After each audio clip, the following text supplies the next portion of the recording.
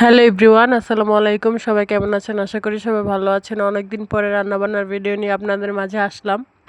আজকে রান্না হয়েছিল পাবদা মাছ আর হচ্ছে গিয়ে চিকেন ফ্রাই আর অনেক কিছু করেছিলাম, তো এগুলোর ক্লিপ নিইনি, এই জন্য ওইগুলো শেয়ার করতে পারিনি। যেগুলোর ক্লিপ নিয়েছি ওইগুলোই শেয়ার করছি। তো পাবদা মাছটাকে ভুনা করার জন্য প্রথমে আর কি হলুদ, লবণ আর হচ্ছে একটু শুকনো মরিচ দিয়ে ভালো মতো মাখিয়ে তারপর গরম তেলের মধ্যে ছেড়ে দিয়েছি।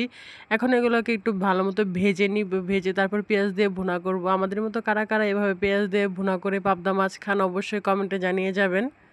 যখন যেভাবে ইচ্ছা হয় সেভাবে আর কি রান্না করি। তো আজকে আর কি ভুনা করে রান্না করব। একেকবার একেক রকম খায়। তরকারি দিয়েও ঝোল, পাতলা ঝোলের সাথেও রান্না করে থাকি, আবার পেঁয়াজ দিয়ে ভুনাও করে থাকি। তো মাছগুলো ভাজা হয়ে গেলে তারপরে আর কি আরেকটা কড়াইয়ে বসিয়ে দিলাম। কড়াইয়ের মধ্যে পরিমাণ মতো তেল দিয়েছি। তারপর সাথে দিয়েছি পেঁয়াজ কুচি, যেহেতু ভুনা করব তো পরিমাণটা দিলাম বেশি আর কি পেঁয়াজের। পেঁয়াজটাকে ভালো মতো ব্রাউন কালার করে ভেজে নেব। ভাজা হয়ে গেলে পরিমাণ মতো পানি দিয়ে দিব যাতে পেঁয়াজটা পুড়ে না যায়। তারপর হলুদের গুঁড়া, মরিচের গুঁড়া দিয়ে দিলাম আর সাথে 2টা আর কি কাঁচামরিচ চিড়ে দিয়ে দিলাম।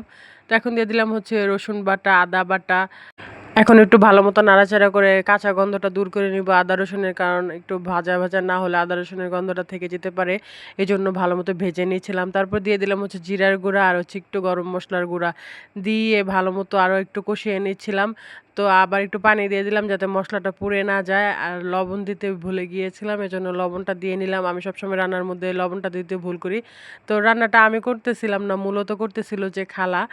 তো খালা আর কি ভুলে গিয়েছিল, আমি আবার আমারও মনে নেই, খালাই মনে করছে আর কি। যখন মাখো মাখো হয়ে গেল দিয়ে দিল হচ্ছে মাছগুলো, তারপর ধনিয়া পাতা।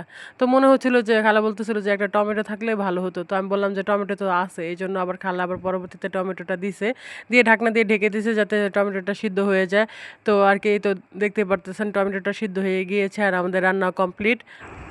এখন করে নিব চিকেন ফ্রাই। তো চিকেন ফ্রাই করার জন্য আগেই চিকেনটাকে ম্যারিনেশন করে রাখছিলাম মশলা দিয়ে। তারপরে এর মধ্যে খালা আর কি একটা ডিম আর কয়েকটা কাঁচামরিচ চিড়ে দিয়েছে যাতে একটু ফ্লেভার আসে সুন্দর। আর এদিকে কড়াইটাকে বসিয়ে দিলাম যাতে তেলটা আস্তে আস্তে গরম হতে থাকে।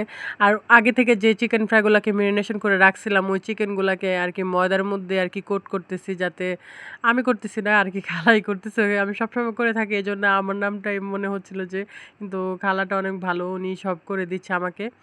তো সবগুলো চিকেনকে খালা এভাবে আর কি কোট করে নিচ্ছিল। তো কারা কারা এভাবে চিকেন ফ্রাই খান অবশ্যই কমেন্টে জানিয়ে যাবেন, আর আমার ভিডিওটি কেমন লাগে আপনাদের কাছে অবশ্যই কমেন্টে জানিয়ে যাবেন। তো খালার প্রত্যেকটা চিকেনগুলোকে এভাবে আর কি কোট করে নিয়েছে, তারপরে গরম তেলের মধ্যে ছেড়ে দিচ্ছে। তো দেখতেই পারতেছেন যে চিকেনগুলো আর কি কীরকমভাবে বুদবুদ উঠতেছে। বাহির থেকে চিকেন ফ্রাই কিনে না খেয়ে এভাবে ঘরে বানিয়ে খেলে আমি মনে করি অনেক বেশি হাইজিন মেনটেন করা হয়।